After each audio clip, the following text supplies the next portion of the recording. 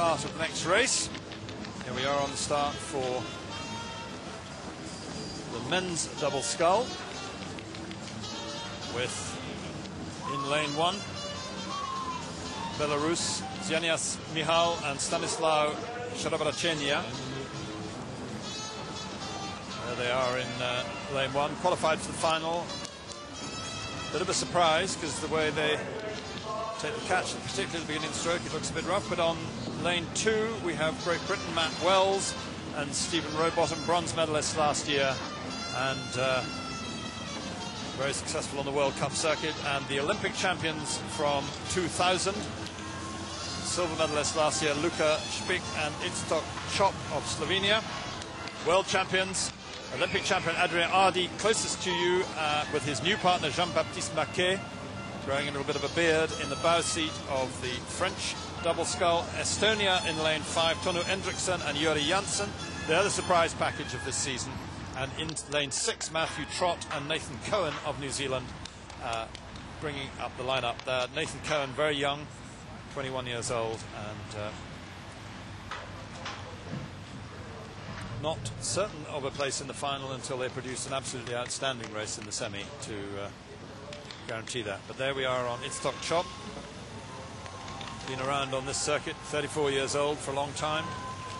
Won his first medal back in, won the World Championships in the single scull back in Tampere, having been in the pair against perennial gold medalists Stephen Redgrave and Matthew Pinsent, with Denis Svelje in the early part of his career. So he's a pairs man, a single man, a double man, even done a quad. Hardy looking a little bit nervous there on the start. He shouldn't. He's got a world champion behind him, his second partner for a world championship gold medal. I think you always need some nerves, mate. You need some nerves. If you don't, you ain't going to get going.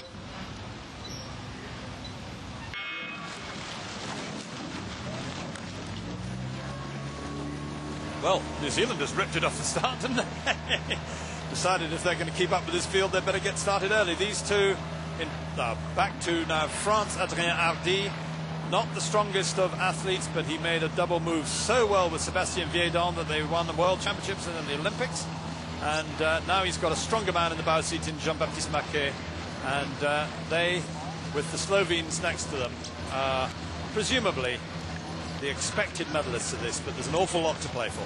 And absolutely, and just a quick comment on the New Zealand crew there, closest to the picture. They may not have a pedigree in this event. You know, these two guys very young, but Nathan Cohen in the stroke seat, a real racer. So as we saw that, the first of 15 strokes, always looking around, seeing where the competition was, trying to get his nose in front, and they're showing pretty well. They're showing very well indeed. The crew to watch, of course, is in lane 5, with 42-year-old Juri Janssen and Tonu Hendrickson in the bow seat. They formed a double this year, and totally unexpected. They were in one of them was in the quad last year. Janssen, after so many years on the circuit of not really getting up in the medals, led the Olympic final in the single all the way to the line till he was taken by Tufte. And he's found this partner in Hendrickson, and they've found some slippery speed in the second half of the double sculls events. It's France through the line first, 500. New Zealand close in attendance. Estonia in third, Slovenia fourth, Belarus in 5, and the British double, someone out the back door in 6th position. Wells and Rowbottom do rely on a strong finish, but they're right up there. I mean, this is a relatively slow-moving boat, and a length and a half across the whole field is the spread. So I don't think we've got an awful lot to worry about there. French very composed though, ticking along very beautifully there.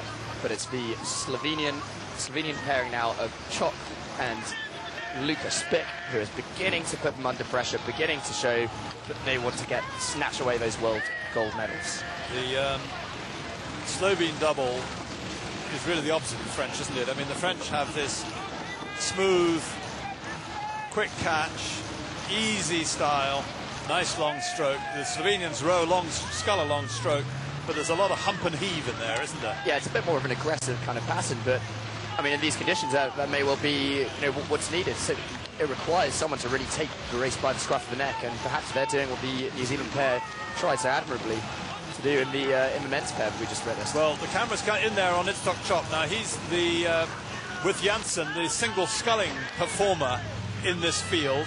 You don't need to be two very fast single scullers to make a good double. And indeed, for example, Wells and Rowbottom are not the fastest scullers in Great Britain, but they do make a very fast double. And similarly, Hardy and Mackay, no great results in singles. At 1,000 meters, we have Slovenia have taken the lead from France, and we have Estonia in close attendance, and that could well be the shape of the last three in the on the finish line, because New Zealand hanging on, but they are slipping back relative to their earlier position. Still in touch, and on the far side, Great Britain coming through in 5th place still, but in touch. Can Spick and Chop keep up this pace, and what is Adrien Hardy and Jean-Baptiste Mackay, what are they going to do about it? Well, I was just going to say it was a very brave first 1,000 metres from the New Zealand crew. They are looking like they're just suffering a fraction. But I think Great Britain may be the crew to watch here. They're starting to edge very closely up on the French combination, who do look under pressure. Spick and Chop sculling very confidently, aggressive out of the front of the pack. You can see that bow ball next to them, and they're going to be wanting to get rid of it as quickly as possible. The French going to be confident in their rhythm. As you've already said, they're a rhythm combination. They're going to be happy, but they've really got to start pushing on now. 37.5. They had a little bit of a lift, I thought, from the style, but they didn't put the rate up much. They're obviously just trying to get a bit more in the middle part of the stroke. They're very strong when the blade is at right angles to the boat. They draw well through the middle of the stroke. No great catch, no great finish, but a very good draw in the middle of the arc. Just a look around there just to check where the Slovenian combination is. They're going to start moving. They're pulling the Slovenes back. This is very tight, because we now have Estonia right up there, I think, still in bronze medal position, and 1.4 seconds from the leaders back to Great Britain in 4th. That's nothing in a double scull. Nothing in double scull, and the notoriously fast finishes. And we can already see them starting to move up now. On the far side, it's Great Britain, and on the near side, Estonia looking to challenge Slovenia. And the French combination starting to drop back a little. I suspect the French are not quite, but almost in 4th position, and it could well turn out to that. We're in the last 350 metres to go, and it's Estonia coming to take the lead off Slovenia. There's everything to play for here. 3 medals, 4 boats going for them. Still Spick and Chop in the lead, but Estonia closing, and they have got this notoriously fast finish, which we've seen in 2 World Cups earlier. This is going to be an absolutely fantastic finish. Through 250 metres to go, and there is nothing to choose between Slovenia, who might just be edging ahead Chop now. Lifted it there. He knows he's got to go now. They've got 200 metres to go. Some timing problems there, I think, from the Slovenian pair. Just a little bit out of phase between the two combinations. Chop went on his own, I think. And that's the difficulty when you've got 2 single scullers trying to put a combination together. Estonia very strong now as they come through, and this is going to be quite a finish. France are picking up again, so we've now got 4 boats, and at the moment it is Slovenia in the lead, France in 2nd place, the world champions in 2nd place. The Estonian challenge hasn't worked this time, and at the moment on the far side, Great Britain in 4th place. French are really moving. French are now really piling it onto Slovenia, and those 2 crews reach the line together. Estonia by a shade. France. Sorry, Slovenia by a shade. Slovenia by a shade over France. Estonia in 3rd position and Great Britain in 4th was how I read it. But yeah, that's absolutely right. Slovenia are being given it by the graphic there, and indeed on our results printout here we have Slovenia in 1st place, 0.28 of a second up on France. Estonia in 3rd place, 1.6 seconds behind, and Great Britain half a second behind them. And there's Lukas Spiek, who missed the build, well, didn't do an air shot, but he certainly wasn't with his partner at that build, but he picked up soon enough, and you can see his quadricep muscles, that's the front of his thighs, really pumped up there. He's been doing some work, I think. And they're extremely pleased. Obviously, silver medalist last year, but just reclaiming the gold medal they picked up at Gifu in 2005. They've already got silver medals from Athens, so they're going to be looking to change those to gold next year in Beijing.